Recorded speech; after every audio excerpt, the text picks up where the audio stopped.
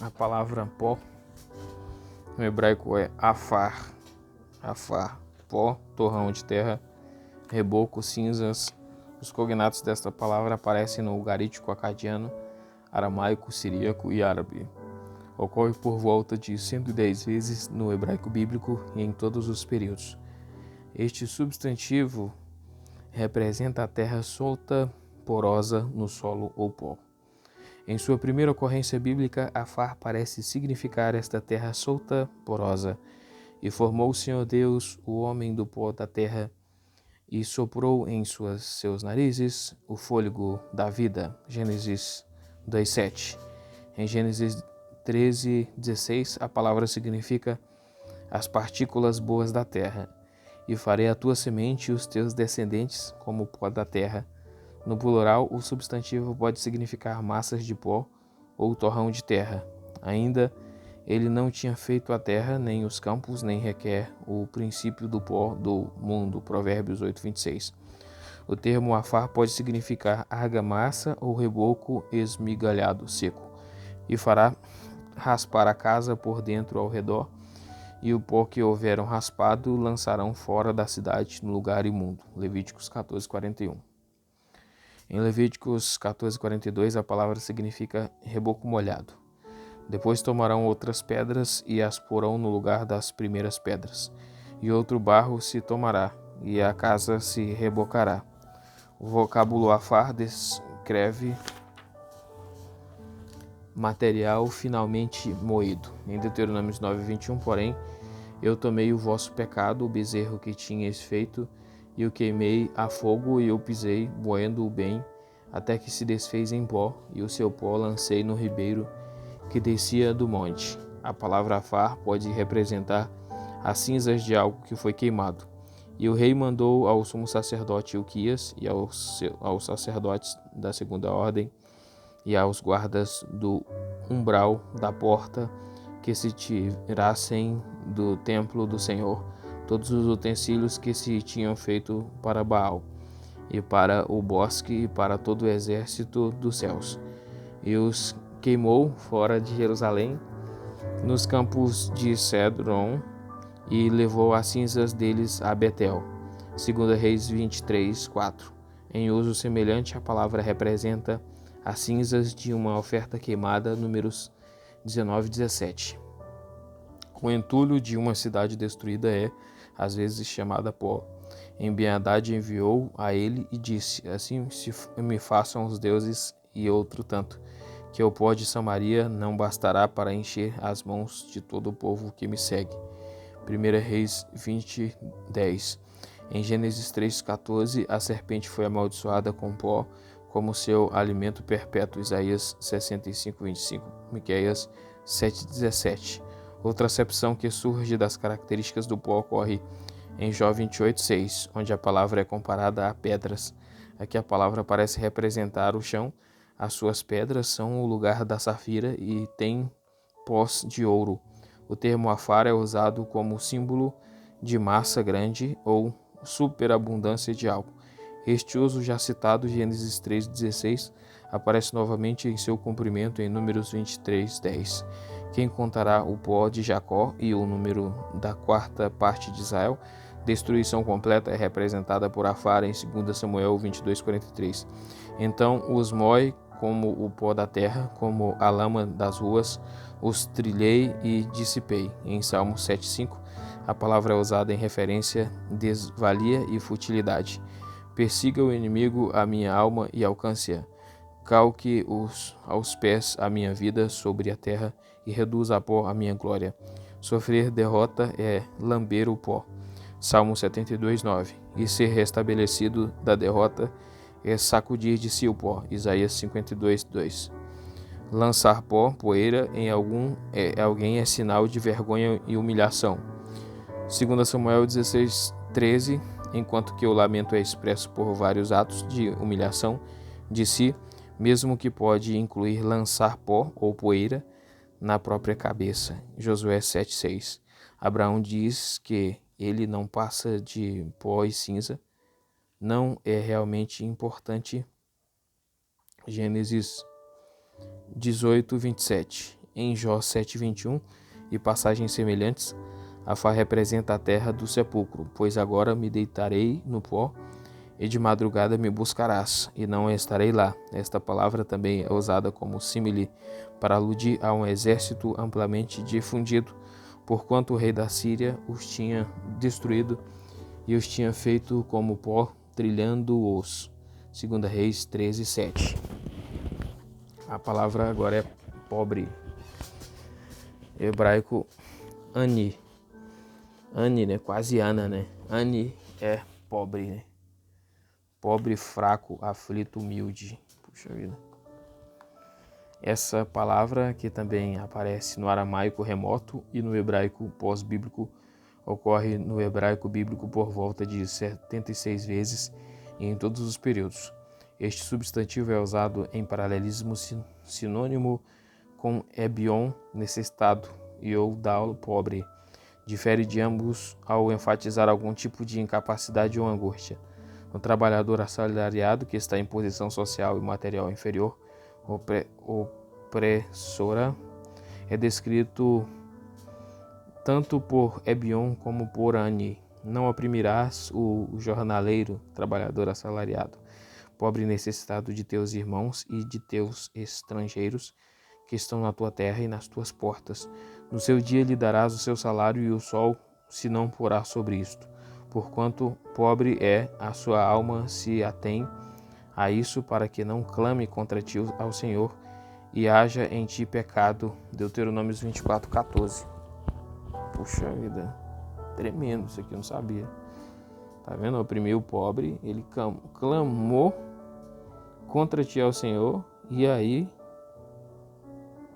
você pecou, tem pecado em você, porque você errou contra o pobre e o pobre clamou contra ti ao Senhor.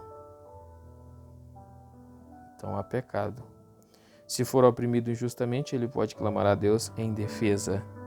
Financeiramente, o Ani vive do ganho de cada dia, é socialmente indefeso, estando sujeito à opressão. Em sua primeira ocorrência bíblica é garantido ao Ani: se os homens obedecem à lei de Deus, a veste exterior para se aquecer à noite, ainda que durante o dia este artigo de vestuário possa ser peça acessória. Se emprestares dinheiro ao meu povo, ao pobre que está contigo, não te haverás como ele, como o usuário. Não lhe imporás usura. Se tomares em penhor a veste de seu próximo, lo restituirás antes do pôr do sol, porque aquela é a sua cobertura e a veste da sua pele, em que se deitaria. Será, pois, que quando clamar a mim, eu o ouvirei, porque sou misericordioso. Êxodo 22, 25 ou 27. O justo protege e liberta os aflitos. Isaías 10, 2, Ezequiel 18, 17. Enquanto que o ímpio tira vantagem deles, aumentando sua condição opressora. Isaías 58, 7. O rei é especialmente encarregado de proteger o Ani.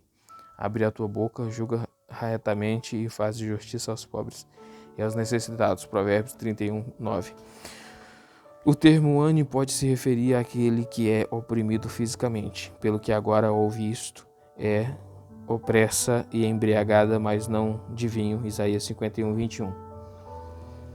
Às vezes a opressão física está relacionada com a opressão espiritual, como nos Salmos 22, 24. Porque não desprezou nem abominou a aflição do aflito, nem escondeu dele o seu rosto, antes quando ele clamou e o ouviu. A aflição externa leva à aflição espiritual interna e resulta no clamor a Deus. Olha para mim e tem piedade de mim, porque estou solitário e aflito.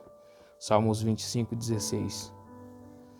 Mesmo a parte da aflição externa, o justo é descrito como o aflito ou pobre, a quem Deus supre. Nela habitava o teu rebanho, tu, ó Deus, proveste o pobre de tua bondade. Salmo 68, 10. Em tais casos estão claramente em vista a pobreza e o desejo espirituais.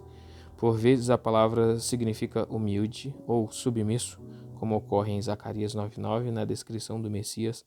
Alegra-te muito, ó filha de Sião, exulta, ó filha de Jerusalém, eis que o teu rei virá a ti, justo e salvador, pobre e montado sobre um jumento, sobre um asninho, filho de jumenta. Salmos 18, 27, Provérbios 3, 34, Isaías 66, 2. Relacionado com Ani está o substantivo oni, aflição, oni que significa aflição.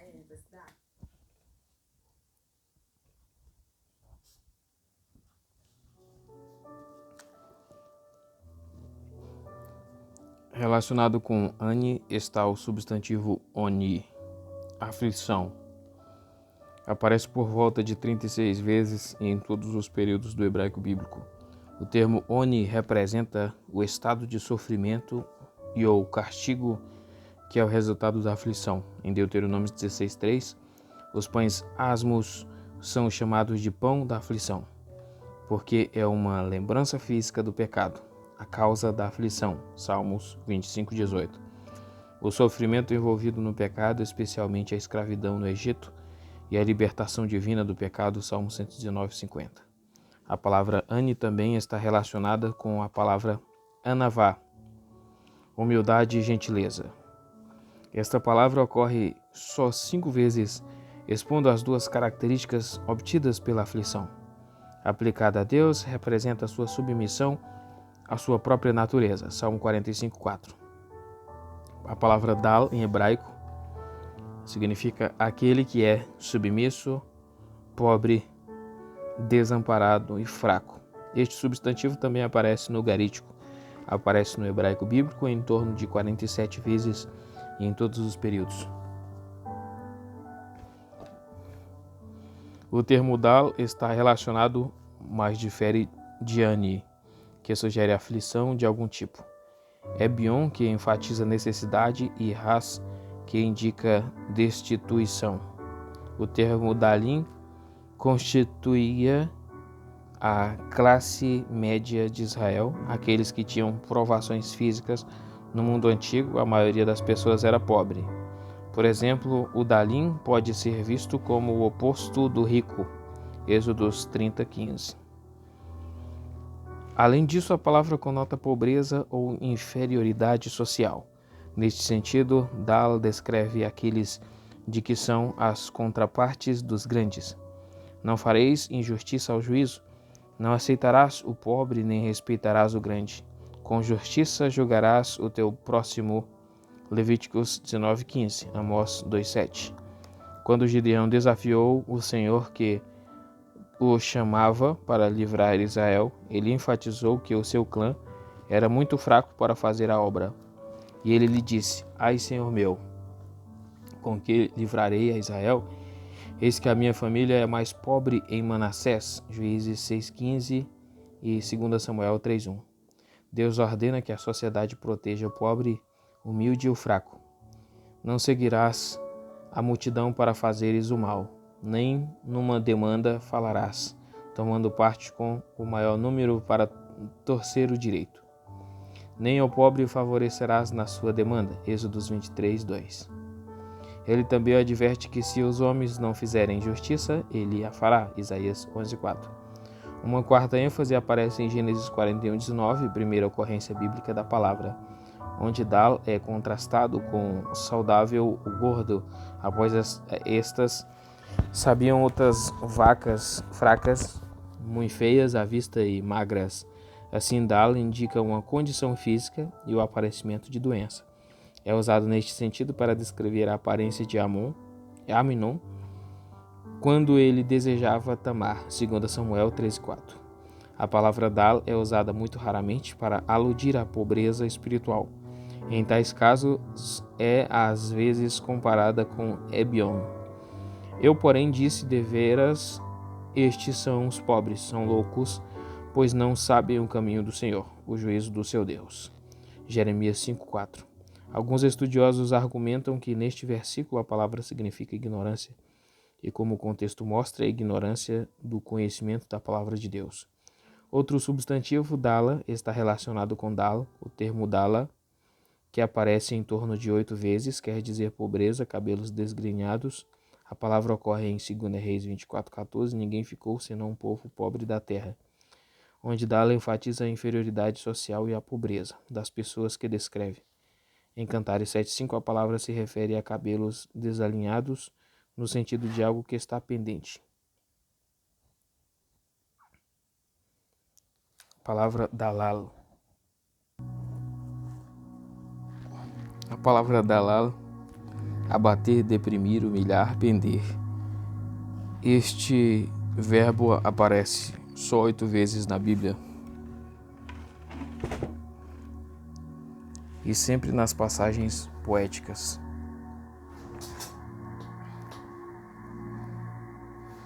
Tem cognatos ou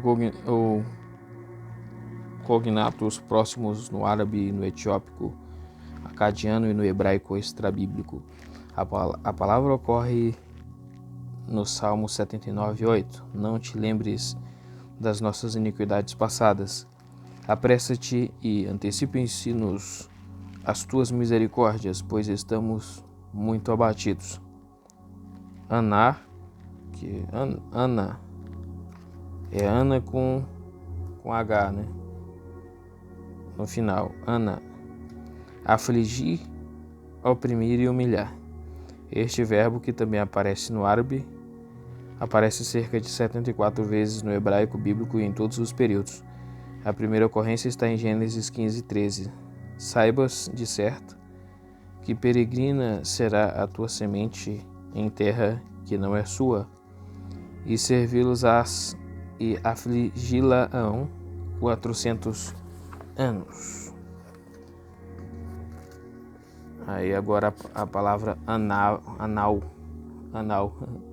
com W, anal, é humilde, pobre e manso. Este adjetivo, que aparece aproximadamente 21 vezes no hebraico bíblico, está relacionado de perto com ani e é derivado do mesmo verbo. Às vezes esta palavra é sinônima de ani.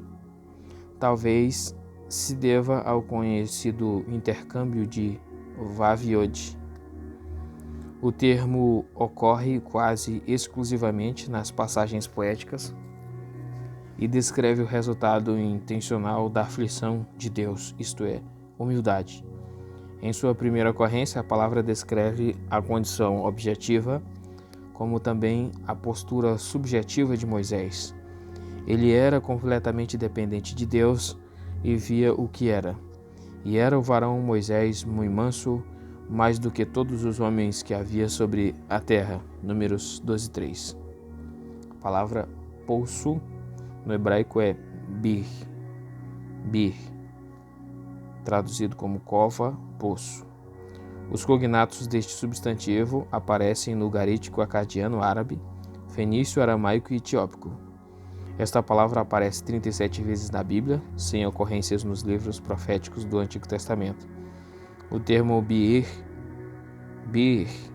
significa poço no qual pode haver água. Por si só, a palavra nem sempre deduz a presença de água. A palavra se refere à cova em si, quer cavada ou natural. Abraão, porém, repreendeu a Abimeleque por causa de um poço de água que os servos de Abimeleque haviam tomado por força. Gênesis 21:25. Tal poço pode ter uma boca estreita, o bastante para poder ser fechada com uma pedra por um homem forte. Gênesis 29:2-10. Nas regiões desérticas do Antigo Oriente Próximo, um poço era lugar importante e suas águas eram fonte de profunda satisfação para os sedentos. Este conceito retrata o papel da esposa para com o marido fiel. Provérbios 5:15. Uma cova pode conter algo que não seja água. Em sua primeira ocorrência bíblica, bir é usado para aludir a poços de betume. E o vale de Sidim estava cheio de poços de betume. Gênesis 14:10. Uma cova pode não conter nada que contém uma cova que então se torna sepulcro. Salmos 55:23. Poço da perdição ou cova, poço da sepultura. Em algumas passagens a palavra devia representar mais que um depósito para o corpo, mas um lugar onde a pessoa existe depois da morte. Salmo 69:15. Visto que a mitologia babilônica conhece tal lugar com portões que se fecham sobre o defunto, não é de todo desarrazoado ver tal lugar aludido, menos as ideias errôneas dos pagãos na Bíblia. A palavra poder do hebraico é yakol. Poder, ser capaz, prevalecer, suportar. Esta palavra é usada cerca de 200 vezes no Antigo Testamento, dos escritos mais antigos aos mais recentes. Também é encontrado no assírio e no aramaico. Em geral, a palavra hebraica requer o uso de outro verbo para tornar o significado completo. A palavra yakol ocorre pela primeira vez em Gênesis 13:6, e não tinha capacidade a terra para poderem habitar juntos. No caso, porque yakol é poder, ou ser capaz, ou prevalecer, ou suportar, significa, né? Então, em Gênesis 13:6 está aí, não tinha capacidade a terra para poderem habitar juntos. Deus prometeu a Abraão, aqui no caso yakol seria capacidade, né? Não tinha capacidade, foi traduzido com capacidade. Deus prometeu a Abraão: e farei a tua semente como o pó da terra, de maneira que se alguém puder contar, no caso yakol traduzido como puder, contar o pó da terra, também a tua semente será contada. Gênesis 3:16. O mais frequente deste verbo ocorre no sentido de poder ou ser capaz. A palavra se refere especificamente à capacidade física, como em 1 Samuel 17:33. Contra este filisteu não poderás ir para pelejar com ele. O verbo yakol expressa incapacidade moral, como em Josué 7:13. Diante dos vossos inimigos não podereis suster-vos, até que tireis o anátema do meio de vós. Para sentido semelhante, veja Jeremias 6:10. Eis que os seus ouvidos estão incircuncisos e não podem ouvir. No sentido negativo, o verbo yakol é usado para expressar proibição. Nas tuas portas não poderás comer o dízimo do teu cereal. Deuteronômio 12:17. O verbo pode indicar barreira social, como em Gênesis 43:32. Porque os egípcios não podem comer pão com os hebreus, porquanto é abominação para os egípcios. O verbo yakol também é usado em relação a Deus, como quando Moisés pleiteou com Deus para que este não destruísse Israel, a fim de que as nações não dissessem, porquanto o Senhor não podia pôr este povo na terra que lhes tinha jurado. Por isso, os matou no deserto. Números 14:16. A palavra pode indicar um sentido positivo. Eis que o nosso Deus, a quem nós servimos, é que nos pode livrar. Daniel 3:17. O termo Jacob, no caso aqui é traduzido como pode, né? O yakol traduzido como pode em Daniel 3:17. O termo yakol aparece quando Deus limita sua paciência com os falsos, de maneira que o Senhor não podia por mais tempo suportar a maldade das vossas ações, as abominações que cometestes, pelo que se tornou a vossa terra em deserto. Jeremias 44:22. Quando yakol é usado sem outro verbo, o sentido é prevalecer ou superar, como as palavras do anjo para Jacó: não se chamará mais o teu nome Jacó, mas Israel, pois como príncipe lutaste com Deus e com os homens e prevaleceste. Gênesis 32:28. Com a palavra yakol, Deus reprova a falsidade de Israel.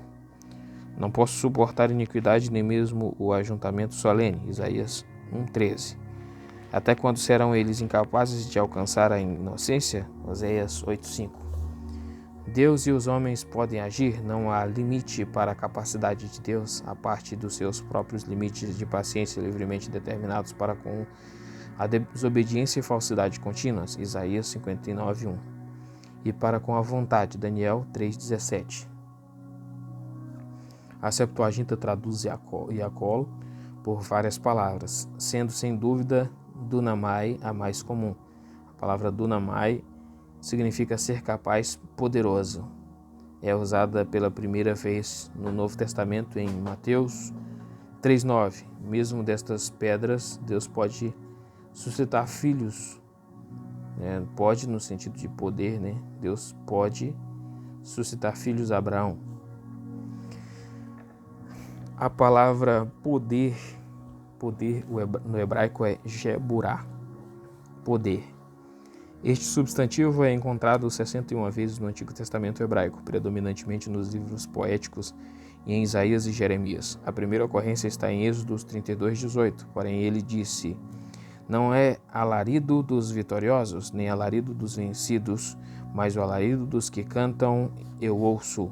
O significado primário de Geburah é poder ou força. Certos animais são conhecidos pela força, como os cavalos, Salmo 147:10, e os crocodilos, Jó 41:4. O homem também demonstra poder em atos heróicos, Juízes 8:21, e na guerra, Isaías 3:25. O regime poderoso de Davi é expresso como o seu reino e o seu poder, literalmente monarquia de Geburah, 1 Crônicas 29:30. Visto que a força física e a sabedoria eram necessárias para a liderança, estas duas qualidades são unidas. Meu é o conselho e a verdadeira sabedoria. Eu sou o entendimento, minha é a fortaleza. Provérbios 8:14. Miqueias, também sendo cheio com o Espírito Santo, disse: mas de certo eu sou cheio da força do Espírito do Senhor e cheio do juízo e de ânimo, para anunciar a Jacó a sua transgressão e a Israel o seu pecado. Miqueias 3:8. Nas expectativas messiânicas, os profetas projetaram um papel especial do Messias como demonstração de poder e conselho. E repousará sobre ele o Espírito do Senhor, e o Espírito de sabedoria e de inteligência, e o Espírito de conselho e de fortaleza, e o Espírito de conhecimento e de temor do Senhor. Isaías 11:2. Os salmos designam poder a Deus. Estas caracterizações são encontradas ou no contexto de louvor, o que pela sua força consolida os montes, cingindo de fortaleza, Salmo 65:6. Ou no contexto de oração, salva-me, ó Deus, pelo teu nome, e faz-me justiça pelo teu poder, Salmo 54:1. O poder do Senhor é uma manifestação de sua sabedoria. Com ele está a sabedoria e a força, conselho e entendimento tem, Jó 12:13. No plural, Geburah denota as ações poderosas de Deus no passado. Senhor Jeová, já começaste a mostrar ao teu servo a tua grandeza e a tua forte mão, porque Deus há nos céus e na terra que possa fazer segundo as tuas obras e segundo a tua fortaleza. Deuteronômio 3:24. A Septuaginta dá as seguintes traduções: Dunasteis, governante, soberano, funcionário público; Istius, força, poder; e Dunamis, poder, força, habilidade, capacidade. A palavra poder é Coá. Aqui no caso tem o poder 1, que é Iacol. Tem o poder 2 que eu li, que é Geburah. E tem o poder 3, que é Coá. Em hebraico, Coá. Força, poder, vigor, capacidade. Esta palavra hebraica é usada no hebraico bíblico, rabínico e moderno com pequena mudança de significado. A raiz é incerta no hebraico, mas o verbo é encontrado no árabe, vakar, deitar abaixo, e kwh, derrotar. O termo koá, que ocorre 124 vezes, é uma palavra poética, visto que é usada muitas vezes na literatura poética e profética. O significado básico de koá é a capacidade de fazer algo. A força de Sansão estava em seus cabelos, Juízes 16:5. E temos de nos lembrar de que sua força fora demonstrada contra os filisteus. As nações e reis exercem seus poderes. Josué 17:17, Daniel 8:24. É até possível dizer que um campo tem koá na medida que tem ou não poderes vitais para produzir e dar colheita. quando lavrares a terra, não te dará mais a sua força, ou seja, colheitas. Gênesis 4:12. Primeira ocorrência. Reconhecia-se no Antigo Testamento que ao comer se ganha força. 1 Samuel 28:22. Ao passo que se perde capacidade ao jejuar. 1 Samuel 28:20. Levantou-se, pois, e comeu e bebeu, e com a força daquela comida caminhou 40 dias e 40 noites até Horebe, o monte de Deus. 1 Reis 19:8. A definição de Coá dada acima ajusta-se bem com a descrição de Daniel e seus amigos. Jovens em quem não houvesse defeito algum, formosos de aparência, e instruídos em toda a sabedoria, e sábios em ciência, e entendidos no conhecimento, e que tivessem habilidade, Coá, para viver no palácio, entre parênteses Coá, para viver no palácio do rei, a fim de que fossem ensinados nas letras e na língua dos caldeus. Daniel 1:4. A habilidade aqui não é física, mas mental. Eles eram talentosos por terem a perspicácia intelectual de aprender as habilidades dos babilônios, e assim serem treinados para ser conselheiros do rei. A fortaleza interior era melhor demonstrada pelas dificuldades e frustrações da vida. Um homem forte resistia aos tempos difíceis. O provérbio confirma este ensino importante.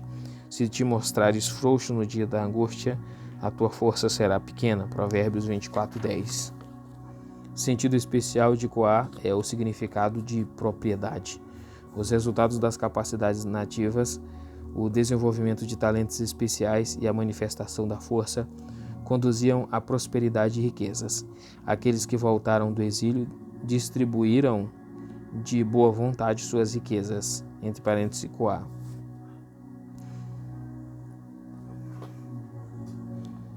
Para o fundo de construção do templo, Esdras 2:69. Certo provérbio adverte contra o adultério, porque a força ou a riqueza pode ser tirada de outros, para que não se fartem os estranhos do teu poder, entre parênteses Coá, e todos os teus trabalhos entrem na casa do estrangeiro. Provérbios 5:10. No Antigo Testamento, Deus tinha demonstrado sua força a Israel. A linguagem da força de Deus é altamente metafórica. A mão direita de Deus manifesta gloriosamente o seu poder. Êxodos 15:6. Sua voz é alta, a voz do Senhor é poderosa, a voz do Senhor é cheia de majestade. Salmos 29:4. No seu poder ele livrou Israel do Egito. Êxodos 32:11. E os conduziu pelo mar vermelho. Êxodos 15:6. Números 14:13. Mesmo quando ele promove os direitos do pobre necessitado. Isaías 50:2. Ele, com seu poder, levou os israelitas como povo necessitado à terra prometida. Mostrou ao seu povo o poder de suas obras, dando-lhe a herança das nações. Salmo 111:6. Ele tem prazer em ajudar o seu povo, contudo o Senhor não tolera a presunção por parte do homem. Isaías reprovou o rei da Síria por sua arrogância ao reivindicar ter êxito em suas conquistas. Isaías 10:12-14. E ele comentou que o machado entre parênteses Assíria, não deveria se gloriar daquele que corta, entre parênteses Deus, com o machado. Isaías 10:11. Da mesma forma, Deus advertia seu povo contra o orgulho ao tomar a terra de Canaã.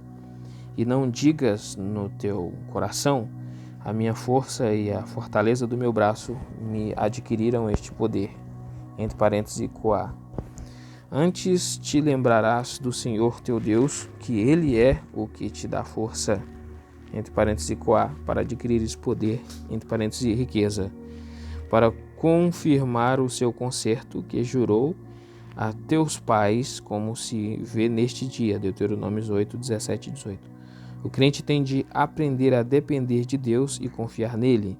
Esta é a palavra do Senhor a Zorobabel, dizendo: não por força nem por violência, mas pelo meu espírito, diz o Senhor dos Exércitos. Zacarias 4:6. A Septuaginta dá as seguintes traduções: Ischius, força, poder, vigor. e dunamis, poder, vigor, força, habilidade, capacidade. A palavra por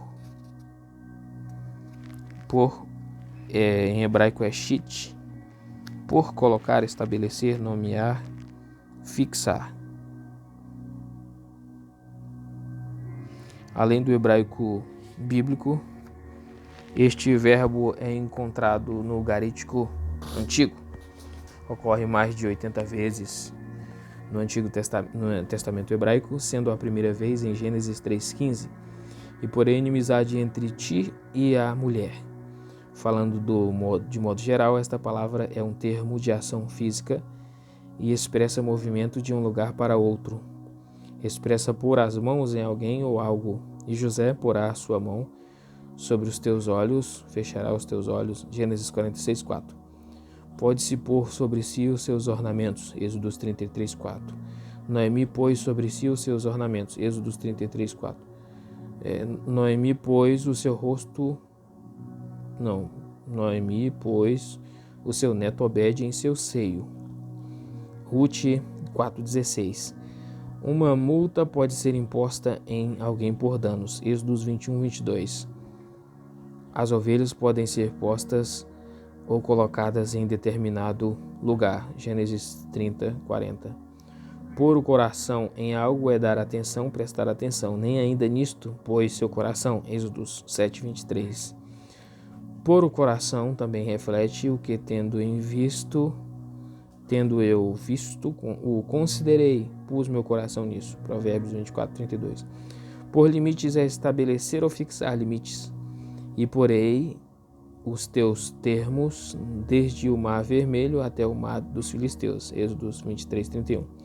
Quando Jó clama, tomara que me pusesses um limite e te lembrasses de mim. Jó 14:13. Ele quer limites fixos para ele. Às vezes, shit é usado para expressar a execução de algo, mas por príncipe o ponho por todos os dias da sua vida. 1 Reis 11:34. E o tornarei em deserto. Isaías 5:6. Mas por certo que farei de ti um deserto. Jeremias 22:6. A palavra por é como sim no hebraico. Já é outra forma dela. Tem a shit, agora é sim. Por colocar, estabelecer, fixar. Esta palavra também